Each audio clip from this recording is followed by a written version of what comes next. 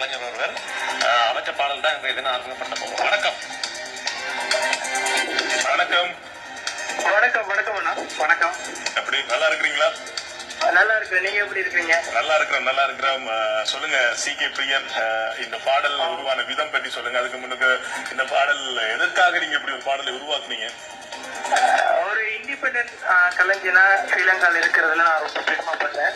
அந்த ரீதியில என்னுடைய பாடல்கள் எல்லாருமே ஒரு மக்களுக்கு ஏதாவது ஒரு கருத்து கொடுத்துக்கிட்டு தான் இருக்கும். ரீசெண்டா கடவுளை விடைக்கு அப்புறம் இந்த பாடல் பெண்கள் அண்ட் சிறுவர்களுக்கு எதிரான வன்முறைகளுக்கு எதிராக முதலா ஸ்ரீலங்கால ஒரு ரேப் ஆர்டிஸ்ட்ல இருந்து குரல் கொடுத்திருக்கேன். ஸோ எனக்கு ரொம்ப ஹாப்பி. இந்த பாடல் வந்து மியூசிக் வீடியோவை இந்த மாதிரி லான்ச் பண்ண போறாங்க.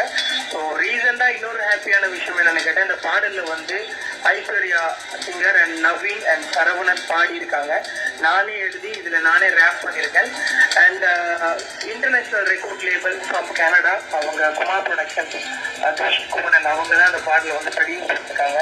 அண்ட் அவங்க கூட தான் நான் இந்த பாடல்ல வந்து ஒர்க் பண்ணிக்கிட்டு இருக்கேன் இப்போ ரீசெண்டா. ஸோ ரொம்ப சந்தோஷமான விஷயம். இந்த தருணத்துல இந்த மாதிரி ஒர்க் பண்றதுல ரொம்ப ஹாப்பியான ஒரு விஷயம். ஸோ இந்த பாடல் சக்தி எஃப்எம் வணக்கம் தருணத்துல லான்ச் பண்றதுலயும் ரொம்ப பெருமைப்படுறேன். இந்த மாதிரி வன்முறைகள் கூடிய சீக்கிரம் நிறுத்தப்படணும், குற்றவாளிகளுக்கு தகுந்த தண்டனைகள் கிடைக்கணும் அப்படின்னு சொல்லி நான் ஒரு கோரிக்கையோட சொல்றேன். ஒரு ஆர்டிஸ்ட் எவ்வளவு காலம் எடுத்து இந்த பாடல் எல்லாம் உருவாக்கி இசையமைச்சு இந்த பாடல் உண்மையாவே சொல்ல போனா மொத்தமாக எங்களுக்கு 6 மாத நேர இடைவெளி கிடைச்சி இந்த பாடல் மேக் பண்றதுக்கு. ஸோ என்னன்னா உமன் அபியூஸை பத்தி 95ல இருந்து 2018 வரைக்கும் நாங்க ரிசர்ச் பண்ணி அதனுடைய டாக்குமெண்ட்ரி எல்லாம் கிரியேட் பண்ணதுக்கு அப்புறம் தான் இந்த பாடல் நான் லிரிக் பண்ண ஸ்டார்ட் பண்ணேன். ஸோ இந்த பாடல் இந்த மாதம் ஒஃபிஷியல் மியூசிக் வீடியோவா ஃப்ரம் கனடால லான்ச் பண்ண போறாங்க. அதையும் தவிர்த்து 7ஆம் தேதி நாங்க இந்த பாடலை பட்டிருப்பு நேஷனல் ஸ்கூல் களுவாச்சிக்குடி அங்க இந்த பாடலை வந்து 2300 ஸ்டூடெண்ட்ஸ் முன்னாடி லான்ச் பண்ணோம். ஸோ அதுக்கும் ரொம்ப ஹாப்பி. அந்த ஸ்கூல் ஸ்டூடெண்ட்ஸ் அண்ட் பிரின்சிபல் எல்லாருக்குமே ரொம்ப நன்றிகள்.